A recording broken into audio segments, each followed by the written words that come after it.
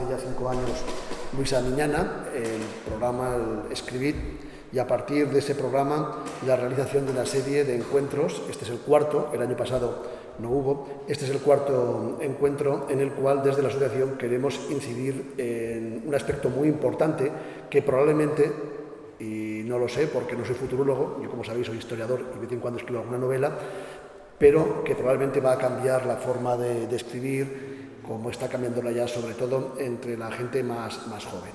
Estamos en unos tiempos en los cuales acceder a la literatura, no como lector, pero sí como escritor, empieza a ser muy difícil porque las editoriales, por cuestiones que todos conocemos, están recortando también el número de libros que publicaban cada año. Las dos editoriales más importantes de este país publicaron el año pasado 200 libros menos que el anterior y este año van a publicar otros 150 menos. Es decir, que 300 obras no se van a ver publicadas entre este año y el pasado por estas razones que todos conocemos. Decía un amigo mío que un economista es un profesional que escribe 2 libros.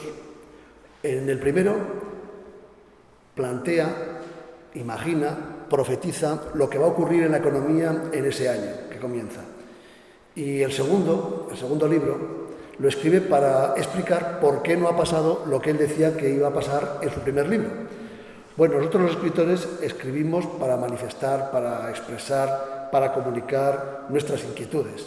Y yo creo que como estamos en este periodo en el cual acceder a una gran editorial o a una mediana editorial es cada vez más difícil para la gente joven, las nuevas tecnologías, los blogs, la creación de Internet puede ser un medio, y yo creo que está siendo ya, un medio magnífico para llegar a un público lector que lo puede hacer de esta manera y que no lo podría hacer, puesto que con el sistema tradicional, como digo, una gran editorial ahora no suele apostar por una joven promesa. Bueno, para la Asociación de los Escritores es uno de sus programas más importantes este de Escribit, que además desde hace ya, como digo, 4 o 5 años coordina estupendamente Luisa Miñana. Es una actividad más de las muchas que realizamos. La asociación tiene una actividad absolutamente frenética. Yo les digo a mis compañeros de junta directiva que a veces demasiado. El sábado, por ejemplo, estuvimos todo el día reunidos en el monasterio de Veruela hablando de los problemas, la problemática del libro en Aragón en distintas perspectivas. La perspectiva de los editores, de las bibliotecas, de los autores, de las librerías. Querido director general, recibirás en estos días, si no lo has recibido ya hoy, porque el secretario general está en ello, las conclusiones de este encuentro, que fue un encuentro magnífico y estuvimos unas 30 o 40 personas trabajando, debatiendo con mucha intensidad y además tuvimos la fortuna de contar en la clausura del encuentro con el presidente de la Diputación Provincial de Zaragoza, que nos dio unas grandes perspectivas desde esa institución y que además, casi como un milagro de la naturaleza, probablemente por estar en un lugar sagrado como Veruela, coincidió con lo que había dicho por la mañana el diputado delegado de Bibliotecas de la Diputación Provincial, que es de Chunta Aragonesista, Vicente Fuster, y por la tarde el presidente del Partido Popular dijo prácticamente lo mismo. Para mí fue una satisfacción extraordinaria que el diputado delegado de Bibliotecas y el presidente coincidieran y que además coincidieran en líneas generales con lo que estábamos debatiendo sobre los problemas que tiene el libro en Aragón, en el monasterio de Veruela.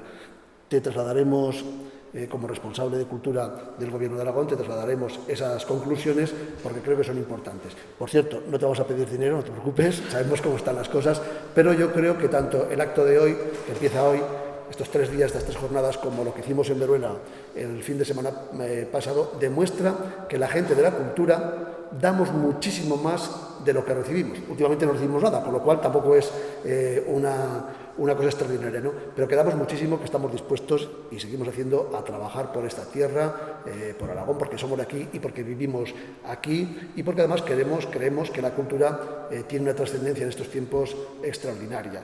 La cultura ha sido, me lo has oído alguna vez, director general, la cultura ha sido muy maltratada por las administraciones en general, siempre ha sido la hermanita pobre de los presupuestos, siempre ha ido en último lugar, hasta el ministro o la ministra de Cultura en su día, cuando era un ministro independiente, se sentaba en el último lugar en el Consejo de Ministros, pero la cultura, como digo, en general, y el mundo del libro, el mundo de la literatura, da mucho más de lo que recibe.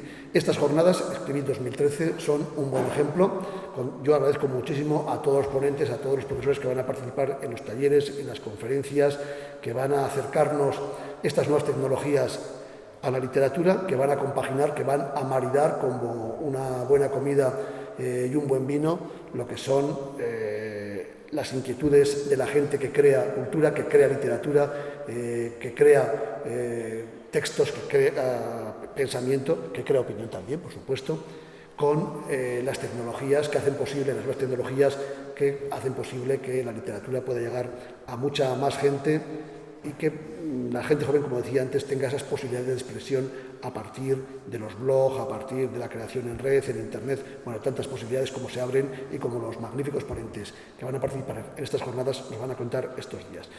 Gracias, Humberto, por estar aquí inaugurando este acto. Gracias al Gobierno de Aragón por su patrocinio, al Museo Pablo Serrano, evidentemente, por prestarnos las instalaciones de una forma altruista, a DIF por su participación y sobre todo a Luisa Miñana, que es el alma, la responsable, la coordinadora, la directora, en fin, el factotum de Escribir y que ya lo hace posible.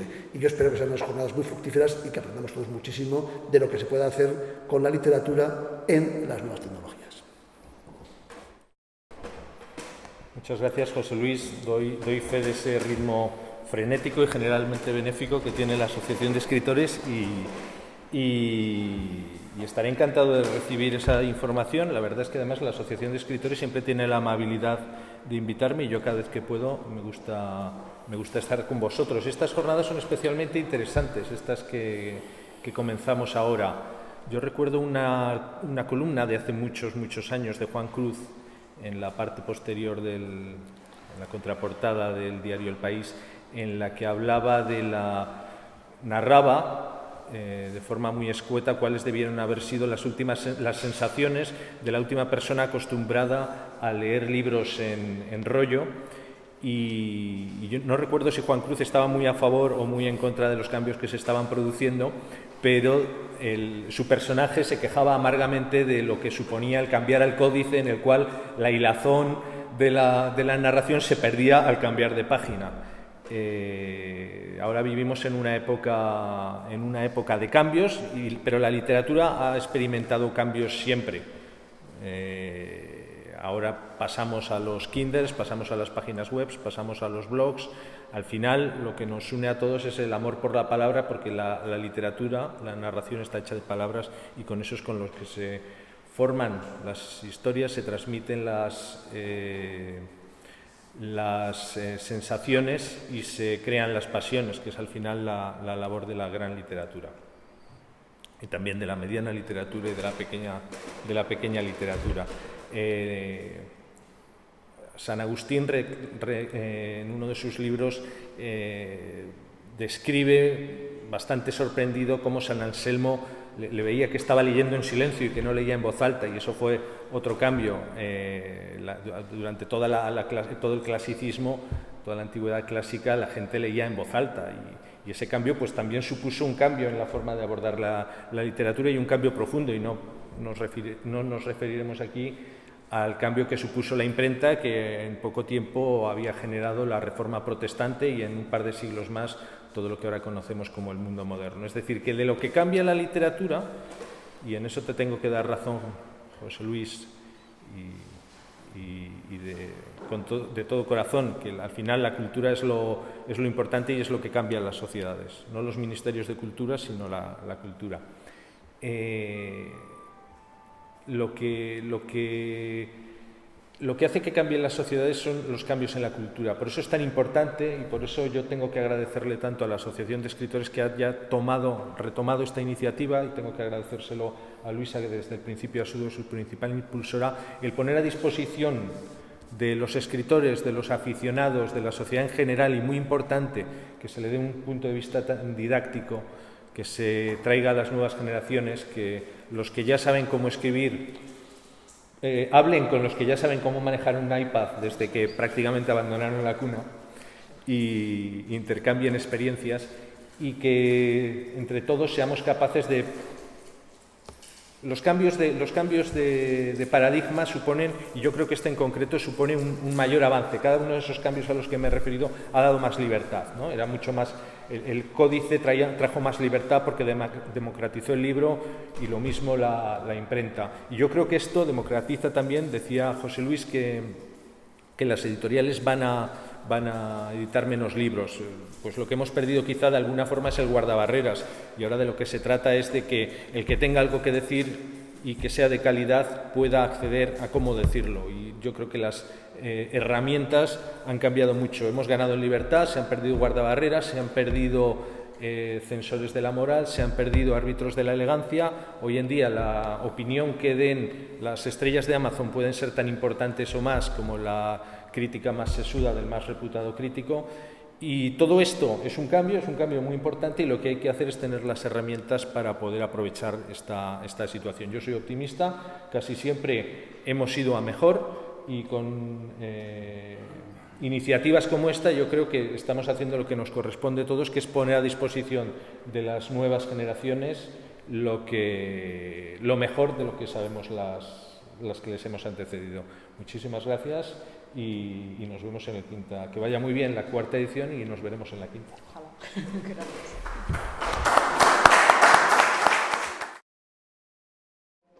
Yo no soy experta en educación, en absoluto. Es decir, simplemente, como decía y repito siempre Joan Margarit, escribiendo hago lo que puedo y en todo lo demás peor. O sea que, bueno, mal bagaje.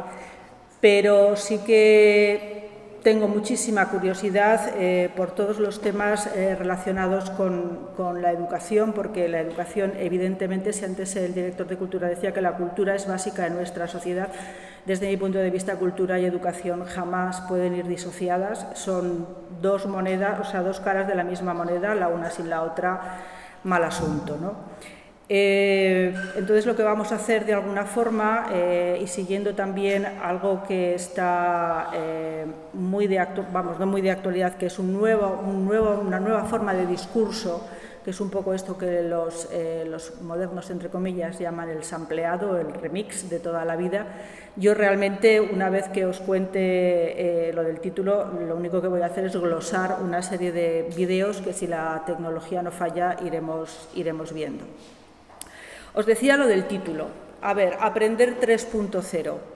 Los que hayáis seguido un poco la evolución de Internet, habréis oído aquello de Internet a secas, Internet 1.0, Internet 2.0, un poco señalando las etapas de evolución y de crecimiento de la red, tanto en su conformación tecnológica como en su extensión social.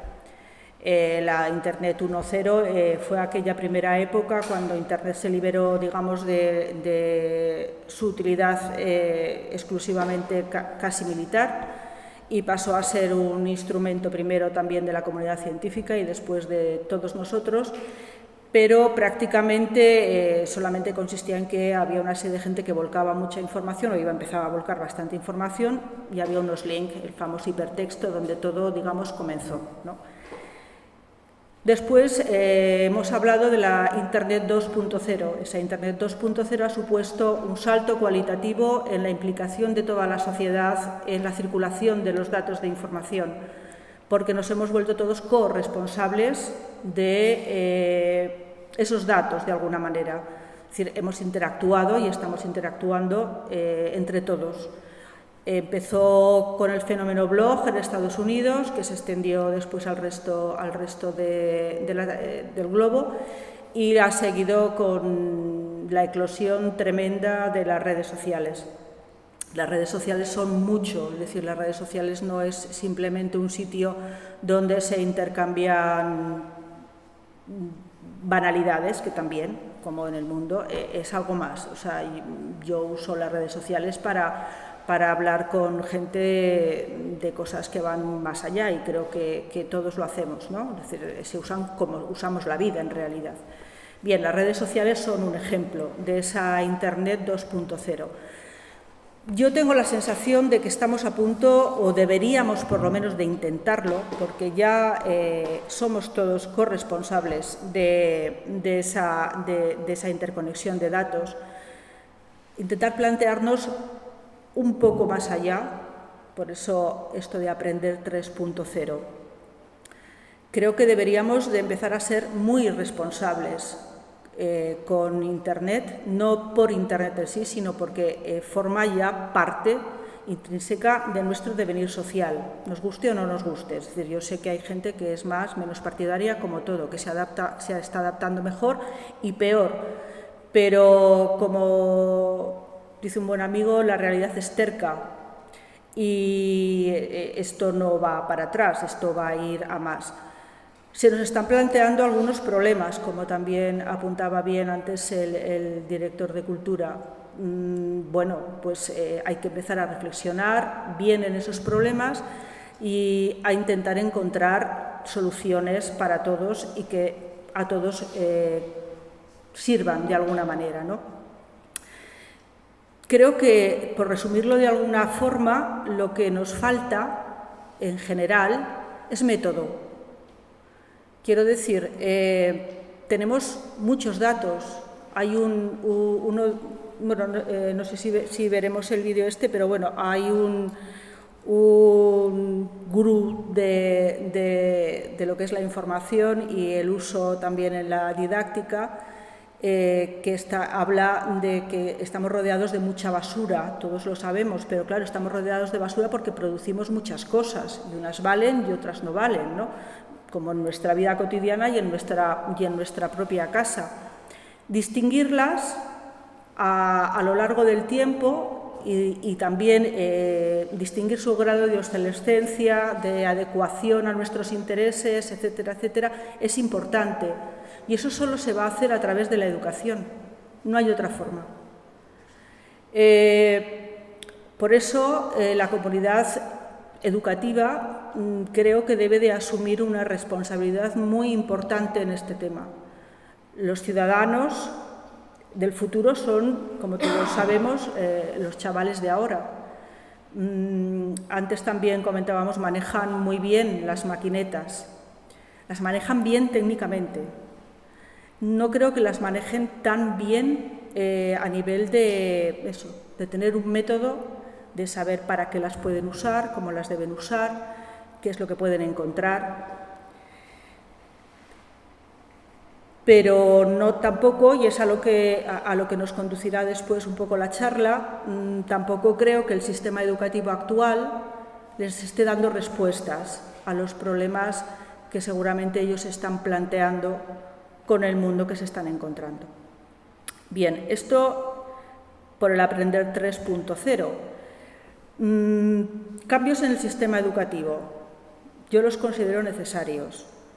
Y los considero necesarios por lo que os contaba, pero también porque creo que es una voz muy común el pensar que la educación no está muy bien. Quiero decir, todos encontramos problemas en los currículum, en el fracaso escolar, hay como una desadecuación, una fracturación entre lo que está ofreciendo el sistema educativo y la sociedad que se está formando.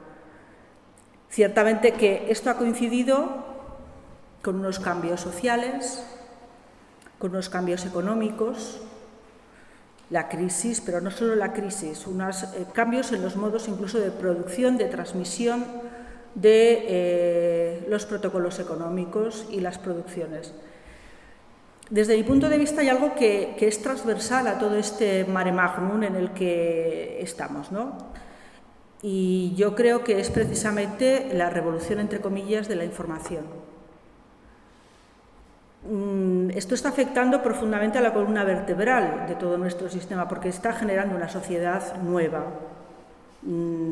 A esa eclosión, lo decimos constantemente, día tras día, es a lo que estamos asistiendo. Es normal que no tengamos método, del que hablábamos antes, porque yo creo que todavía estamos así como un poco estupefactos, ¿no? O sea, estamos en esa fase de asimilar realmente lo que se nos viene encima. Lo que se nos viene encima creo que no tengo ninguna capacidad de predicción, no lo sé, porque yo no lo sé, pero lo digo también siempre, creo que hay poca gente que realmente sepa hasta dónde puede ir esto sin hacer ciencia ficción, ¿no?